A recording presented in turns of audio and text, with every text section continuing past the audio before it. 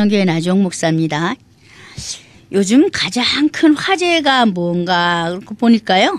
건강인 것 같아요.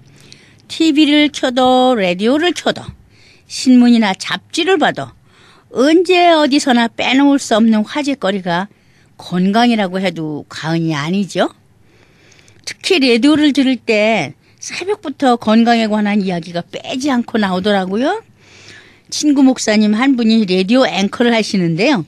새벽부터 건강에 관한 문제를 다루다 보니까 정말 약 장사를 하는 건지 아나운서를 하는 건지 모르겠다고 제가 놀려대기도 하죠. 아무튼 우리 삶에서 건강을 지키는 것이 얼마나 중요한지 모르죠. 오늘은 건강을 해치는 것에 대해서 말씀드려 볼까 하고요. 우리 건강은요, 육신적인 문제가 있기도 하고 정신적인 문제가 있기도 하죠.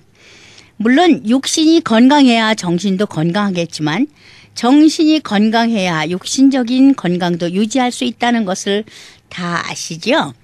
건강은 건강할 때 지켜야 한다고 늘 말하죠. 이 말씀이 진리인 줄을 알면서도 사람들은 건강할 때 건강을 지키기보다는 그 건강을 과시할 때가 많지 않습니까? 술, 담배를 많이 하는 사람들을 보고 좀 줄이라고 하면 그들은 하나같이 말해요. 나는 끄떡없어. 나는 아무리 피우고 마셔도 이상 없어. 이렇게 건강을 과시합니다. 그런데 정말 그럴 수 있는가 하면 그것도 잠깐이요.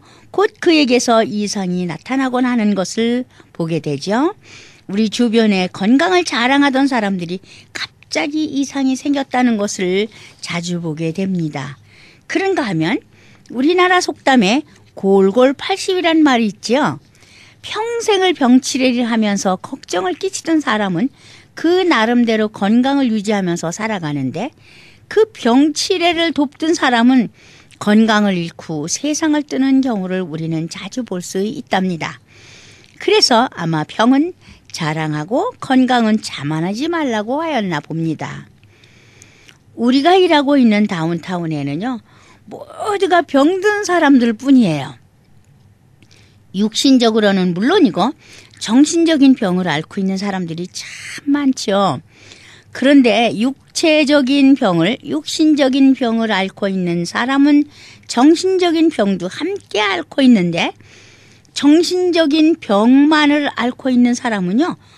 아주 육체가 아주 건강한 사람들이 많이 있어요. 그 사실을 살펴보면 육신적인 병을 앓고 있는 사람은 활동이 적어요. 아프니까 자꾸만 움츠려들고 한 곳에 누워있거나 주저앉아 있지만 정신적인 병을 앓고 있는 사람은요. 잠시도 가만히 있지를 않습니다.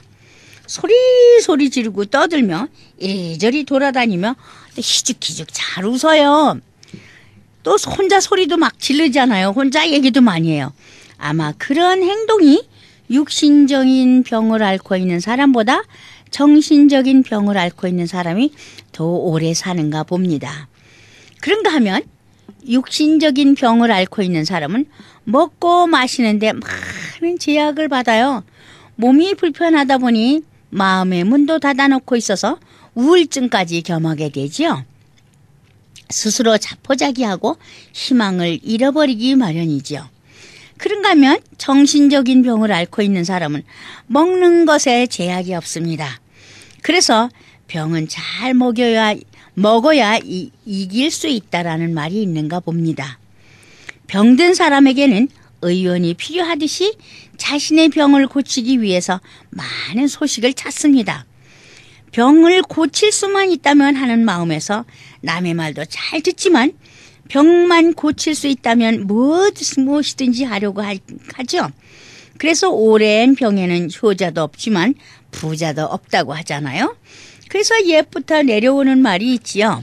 집안에 가장이 아프면 부인이 고생이고 아이들이 아프면 부모가 고생이고 부인이 아프면 온 집안이 다 아프다고요. 병에는 자신이 아픈 병이 있고 주변 사람들이 지켜보면서 아픈 병이 있답니다. 그것은 육신적인 병이 아닌 정신적인 병을 앓고 있는 사람에게 맞는 말이겠죠. 막상 정신적인 병을 앓고 있는 사람은 나름대로 모르고 지날 수 있는 일에도 그 곁을 지키고 있는 사람은 몸도 마음도 모두 아프고 쑤신답니다.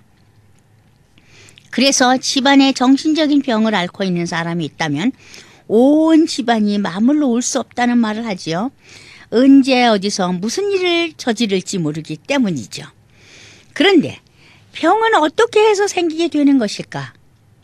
구약시대 사람들은요, 매우 오래 살았잖아요. 900살도 더 산 사람도 있죠. 노아 방주 이전 사람들은요, 100세 이상을 장수했잖아요. 그 후로는 수명이 짧아졌어요. 노아의 사건, 그 홍수 사건이 있을 때 너희들은 120살까지 살아라, 그런 말씀을 하셨죠. 많은 이유들이 있겠지만 현 시대를 보면 기후, 날씨 변화, 음식을 통해서도 그렇지만 사회 발전에 따른 변화로 이루어지는 경우도 참으로 많죠. 공업이 발달한 지역과 자연 훼손에서 오는 변화로 새로운 병들을 얻게 되기도 하죠. 요즘은 중국에서는요, 한 마을이 거의 암 환자들로 들끓는다고 하더라고요. 이유는 공업용 공장들이 많이 들어서면서 알 수 없는 병이랍니다. 그 밖의 이유들이 많이 있겠죠. 그런가 하면 마음의 병이 바로 육신의 병이 되는 경우가 너무도 많죠.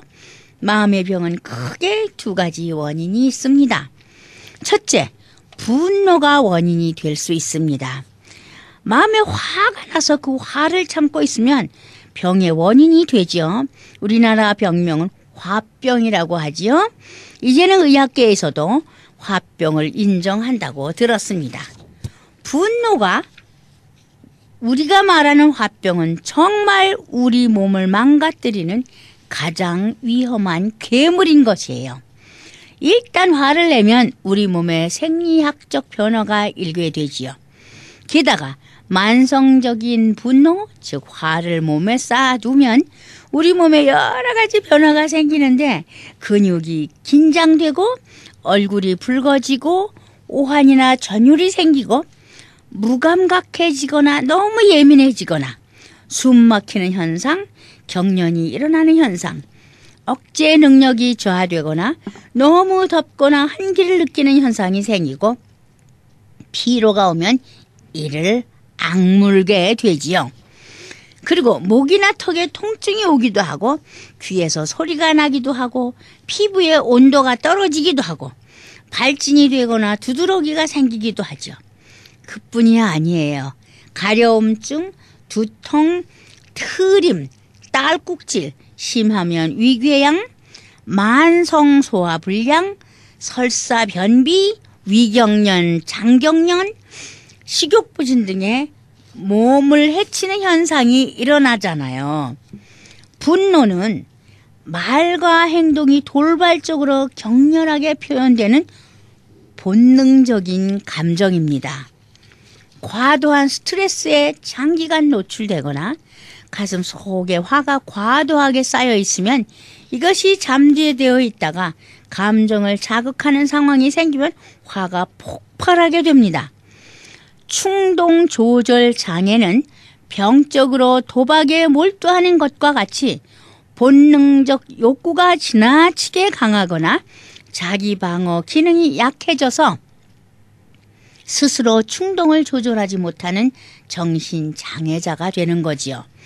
다른 말로는 충동조절 장애 증후군이라고 부릅니다. 특히 성장 과정에서 정신적 외상이 있을 경우 분노 조절이 더 안 되는 경우가 있습니다. 분노는 표현하는 방식에 따라 드러내거나 품는 방식을 사용하는데 두 가지가 조화를 이루지 못하고 병적으로 분노가 표출될 때 분노 조절 장애라고 합니다.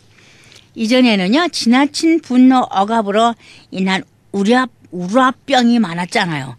지금은 지나친 분노 폭발로 인해서 분노 조절 장애라는 병이 많아지고 있다는군요. 분노 조절 장애는요, 충동적인 분노 폭발형과 습관적 분노 폭발형 크게 두 가지 양상을 보입니다. 충동 조절 장애는 도저히 화를 참을 수 없어서 분노가 폭발하는 것으로 이런 사람들은 흔히 다혈질이라고 하죠. 아무 때나 팔 걷어붙이고 어떤 때 우통 쫙 벗어 던지고. 또 습관적 분노 조절 장애는 어떤 목적을 달성하기 위해서 분노 표현 자체가 효과적이라는 것을 학습한 사람들로 목소리 크면 이긴다는 식의 경험을 통해서 시간이 갈수록 분노 표출 빈도가 커집니다. 그저 아무 때나 큰 소리 빵빵 치는 사람들 있죠. 분노 조절이 균형을 이루지 못하는 경우 감정 조절을 위한 약물을 복용하기도 하고, 분노 조절 훈련을 통해서 정서적 안정을 찾도록 합니다. 자신이 화난 것을 이야기하고 자신이 바라는 것을 주장하는 문제 해결식 분노 표현을 훈련받는 것이 좋습니다. 분노 조절을 잘하려면 우선 분노 폭발 역시 정신적 폭력이므로 나는 화를 조절해서 표현할 줄 아는 강한 사람이야 라고 자기 격려를 하도록 본인이 이렇게 격려를 자신에게 해야 되는 겁니다. 두 번째, 멈춤 능력을 강화하도록 해야 돼요. 분노 폭발은 자극에 대해 30초 안에 이루어진답니다. 멈춤의 방법으로 우리 타임아웃이라는 거 있죠. 타임아웃, 잠깐 이런 걸 할 수가 있죠. 세 번째, 피해자, 가해자를 벗어나 문제 해결자가 되어서 자신이 피해자라는 마음에서 벗어나서 정말 원하는 것이 무엇인지 떠올려 보는 것이지요. 이런 것들이 분노 조절을 하는 데 도움이 됩니다.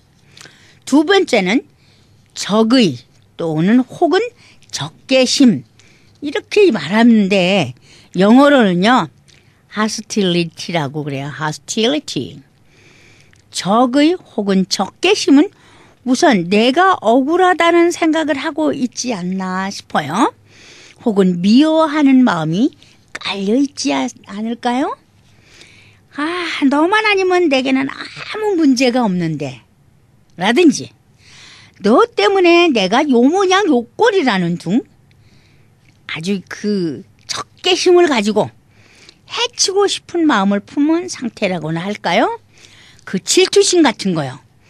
분노가 혼자만의 문제라고 한다면 적개심 혹은 적의는 누군가에 대한 상대가 있어서 그 상대에게 분노를 느끼는 거지요. 정말 많은 사람들이 그 질투 때문에 그 질투를 이기지 못하고 아주 원수가 되지요. 왜냐? 적의를 가지고 언제나 해치고 싶은 마음을 도사리고 있기 때문이에요.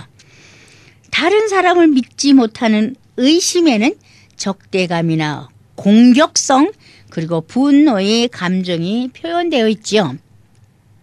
적대감이란 상대에게 어떤 가해를 하고자 하는 마음을 말하고, 분노는 자신 속에서 그냥 올라오는 화난 감정만을 말합니다.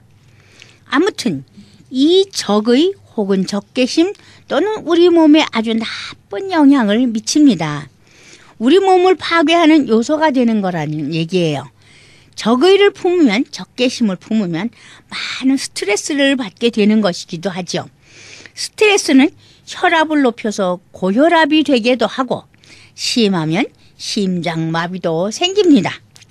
그러니까 분노와 적의는 우리 몸을 파괴하는 주요 요소가 되는데, 그렇다면 어떤 약으로 치료할 수 있을까요? 분노와 적의는 육신의 병이 아니지요. 정신적인 병인데 심하면 우울증이 되기도 합니다. 물론 우울증이 생기면 약이 있어요. 그러나 그 약 먹고 근본적으로 치료가 되는 건 아닙니다. 그리고 기분이 많이 우울할 때는 당분을 섭취하면 조금 달라져요. 그래서 우리 그 노숙자들이요, 홈레스들이 우울증이 많은데 그 사람들이 제일 좋아하는 게 뭐냐고? 그래서 도넛을 좋아해요. 도넛이 달잖아요. 막 울고 싶고 그러다가도 도넛을 먹으면 마음이 한결 이렇게 즐거워진답니다.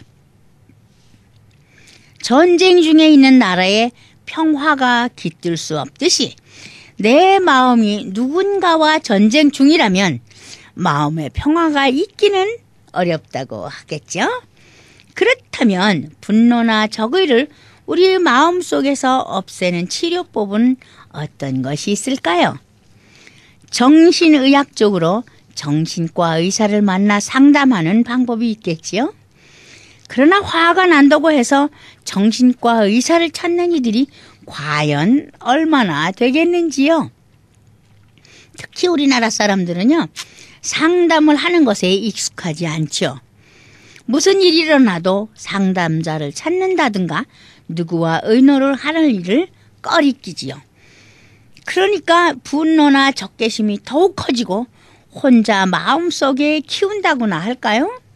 그러기에 우리나라 사람들에게 화병이 많다는 것 아닌가요? 우스갯말이라고는 하나 이 이야기가 사실인 것을 어쩌겠어요.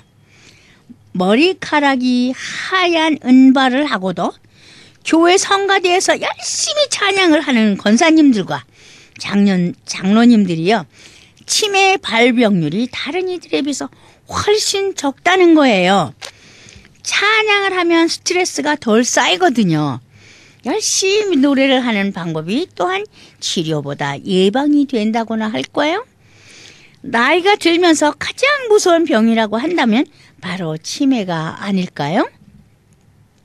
치매는 마음의 병에서 오는 것이 아닌지요. 치매는요, 그런데 재미있는 건 아주 교양 있고 점잖은 분들이 이상하게 너무 많이 걸리시더라고요. 마음에 억울한 생각을 품고 계신 분들은 틀림없이 걸리는 병이기도 하고요. 마음의 분을 참고 계시는 분들이 스트레스에 시달리게 되잖아요. 또한 만병의 원인이 되는 셈이지요.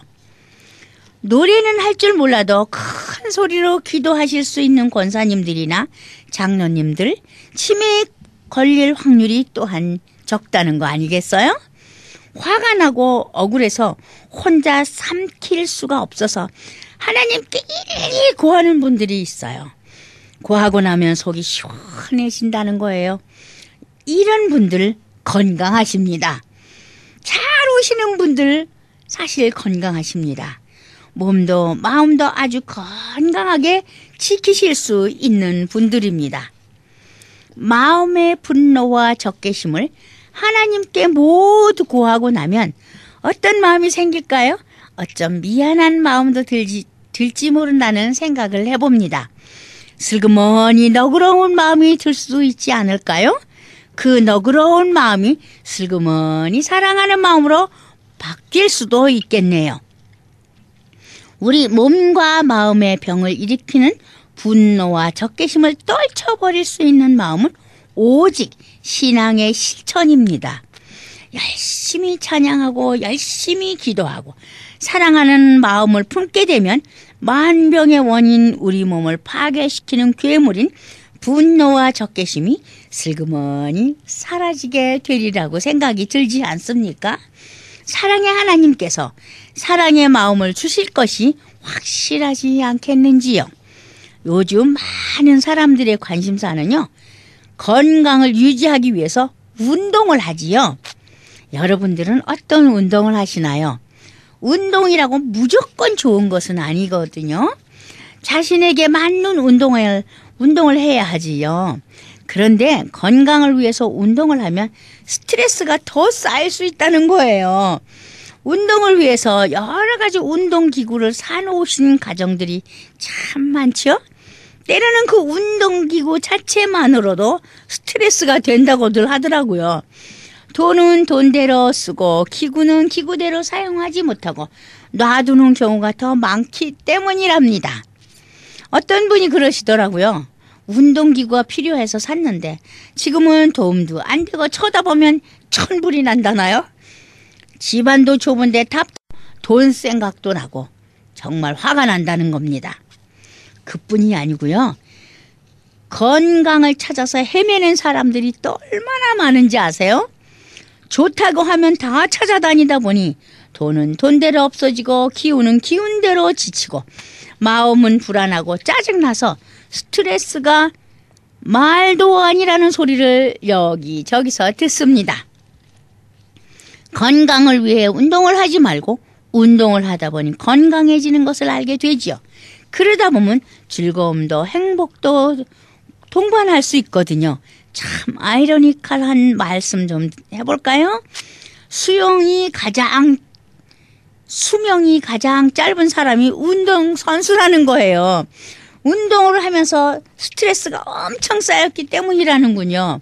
마라톤 선수가 가장 빨리 늙는다는 거 어떻게 생각하세요? 달리는 것이 그렇게 힘든 일이라는군요. 좋은 사람과 이야기 나누면서 놀이하듯이 걷고 뛴다면 그 얼마나 좋겠어요. 여기에 음악이 있고 리듬이 있어서 몸을 움직일 수 있다면 더 이상 좋을 수는 없겠죠? 제가 잘하는 방법 중에 화를 가장 빨리 풀 수 있는 방법은 자신이 어린아이가 되는 거예요. 여러분들이 분노가 치밀어서 오를 때 거울 앞에 서서요. 유치원 아이처럼 허리에 손을 얹고 고개를 까딱까딱하며 노래를 불러보세요. 옛날에 우리 많이 했잖아요. 어렸을 때. 스스로 순식간에 웃음이 터질 것입니다. 화를 키우지 마시고 풀어보세요. 아주 유치한 방법이 화를 빠르게 풀 수 있거든요. 건강하기 위해 운동을 하면서 스트레스 쌓이지 말고 약을 찾아 여기저기 쫓아다니다 지치지 말고 즐거운 마음으로 운동을 하시고 병을 고치려고 너무 애쓰지 마시고 몸과 마음을 비우고 가지려 하지 말고 나누는 마음을 갖고 산다면 그 자체만으로도 건강을 찾았다고 볼 수 있겠지요. 그런 마음이 건강을 찾아준답니다. 그리고 한 가지 중요한 것은요. 사도 바울이 몸에 가시를 빼달라고 기도했지만 마지막까지 가시를 품고 살아갈 수밖에 없었던 것처럼 사람에게는 누구나 품고 살아가야 하는 병이 있답니다. 그 병을 너무 내치려하지 말고 더불어 살아가는 마음을 가져야 한다고 합니다. 심신이 고달플 때 하늘을 보세요. 높고 푸른 하늘이 시원함을 안겨줄 것입니다. 지치고 고달플 때 두 팔 벌려 사방을 돌려보세요. 나보다 더 힘들고 어려운 사람들이 보일 것입니다. 마지막으로 두 손을 모아보세요. 그저 감사할 뿐입니다. 우리 믿는 사람들은 건강을 찾으려고 하나님을 찾지요. 하나님 앞에 더 가까이 다가갈 것입니다. 그리고 하나님과의 대화가 점점 길어지지요. 약할 때 강함 주시는 하나님을 우리는 사랑합니다. 다 같이 건강을 위해서도 열심히 하나님의 사랑을 실천해보고 하나님을 사랑하는 우리 모두가 되어 보지요. 다음 주에 뵙겠습니다. 안녕히 계십시오.